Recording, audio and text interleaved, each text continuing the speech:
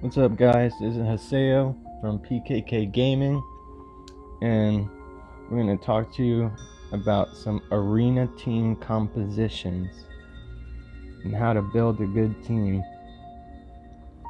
Right now, it's the beginning of Season 3, and I'm sure everybody wants to get a higher ranking, get some of those sweet rewards. Alright, well, I'll show you general loadout. Generally, whenever you're building a team, you want to have people who have high agility, because agility is key in arena. But you also want to have weapons that have abilities that have very fast cooldowns. Like this sword is best in slot. It has very low cooldowns on both of the skills, 16 seconds on that, 15 seconds on this one. And you don't have to just use this one. There's tons of weapons that have low cooldown, and you don't necessarily need both of them to be at 16 or 15 or 14. Generally, you want one around like 15, and the second one could be around 20 seconds. But as long as all three people have around like 15 seconds as one of their skills, then you're generally good, because they're going to go one after another, and the opponent is going to go at least once. So by that time, you'll be able to get out your second ability or skill. And usually what I do is I just try to get these companions as high as I possibly can to whatever element I'm going to be using. Like, obviously I'm building light, so I got this guy. He's the best luminous support, which is for light at this time, next to the other light bear. But this guy has defense down, so I use him a lot more. The other guy has healing, which is this guy, but I don't really use him that much. But you could really use any element as long as you have some weapons that are going to be fast. That's what I'm trying to say. And the other stats that I tried to build around is critical rate and critical damage. That's usually what I try to go for on all of my characters. As you can see, I got these from that event a while back with the spear, the water spear that we got. And these are generally good. The critical hit rate up, critical hit damage set, the wanted man, I'm pretty sure, yeah. All these are usually good, but for like A2, where she has her own crit and she has the critical damage up on most of her stuff, I usually just boost her crit up because she has the boosted critical damage.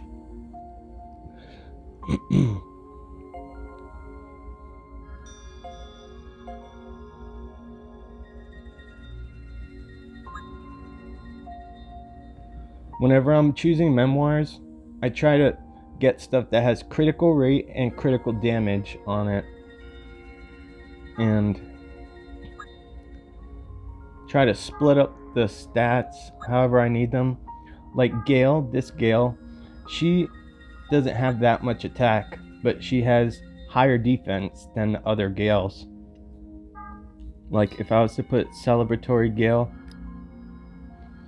she has more attack but less defense. And you want defense as well in arena.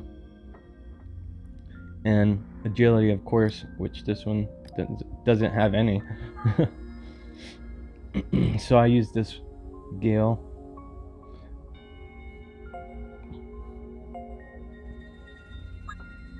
So with characters like her, where she has a little bit less damage, I try to build around that. Like I got the defense up with attack, agility, critical rate, critical damage, HP, critical rate, critical damage, attack, defense, and attack, agility, defense, critical rate, critical damage. All the good stats. And if you have weapons that can boost critical rate or whatever, you could put that too. But I only have this here because she has the trait Pursuit, and it just goes well with her weapon. Because, you know, although she's freaking dumb sometimes and she only wants to attack one time, but anyway, you could put stuff for like critical rate, like Kane's weapon, which is really good. Or you could put Zero's, or this weapon. Those are really the only weapons that I have that have critical rate or critical damage. But Kane's is probably the best if you don't have anything else. And as far as other weapons for a main weapon, if you're going to use a sword, because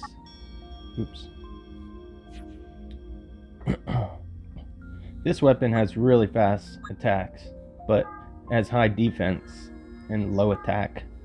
But there's another weapon that has really fast skills, and that's this weapon, the Dark Dagger, and it boosts everybody's critical rate.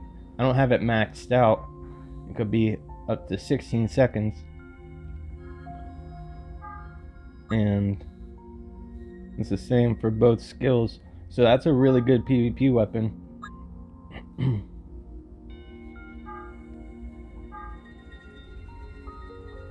There's a couple others, like Wretched Blade. It's pretty fast, 16 seconds. Could go up to 15. But everybody's weapons doesn't have to necessarily be that fast. Like if you have one that's super fast and the others that are around that time, like maybe 19 or 20, then you're usually good with that. But those weapons that take around like 28 seconds, I wouldn't say they're that good. Like this, 28 seconds, you're usually gonna die by that time. By the time you even get an attack out, unless you have really high agility, you're usually not even gonna get an attack out while the whole enemy team is gonna be unloading on you. Another good set of memoirs is these of Kings and Soldiers. Overall attack up. I got lucky with this one, which gives critical rate at 4-star, so I just put that on A2 because she does high damage, very high damage, especially with this great sword. Very fast. I'm torn between Virtuous Treaty and this great sword. This one is technically best in slot, but I really prefer the faster skills. Maybe whenever I max out Akeha, then I would like that one better, but I really only use it for the 15% attack up and the increased agility.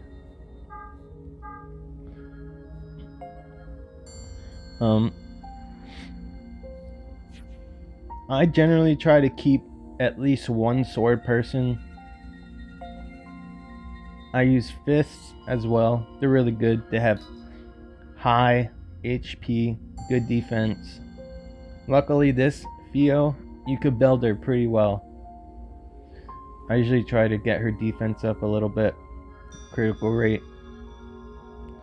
And this thing, for some reason, has so much attack. I got lucky with these guys. It's got good attack, HP. And this for some agility. She doesn't need too much agility. I usually use her as my tank, you know, to soak up some damage. Pray to God that they're gonna fucking hit her. And yeah, pretty much. This Gale, she gets wrecked unless she attacks first. Okay.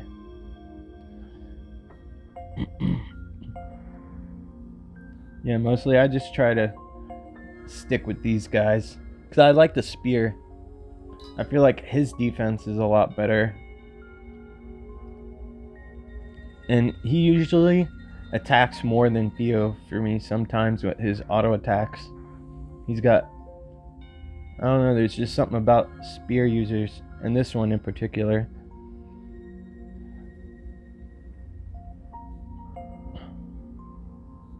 Now, for the weapons that boost your overall damage, like this, increases light damage, I'm pretty sure that's for everybody. So if you have weapons like that, and everybody's using that same type of element, then it's usually good. But I'd say only do it if you're trying to invest on that weapon and you're really going to build that element. Obviously light has the most of those, so I'd say it's good to do it with that. And definitely get these companion guys up because they boost everybody's damage. You don't really get to use them that much in arena, but sometimes they'll come in clutch. Like you'll be one hit away from death and they'll be about to kill you, and this thing just comes out and crits them and you win. Especially if you use a healing one. Oh man. They might even miss and you dodge. Get lucky. But yeah, that's all I got, guys. Have a good one.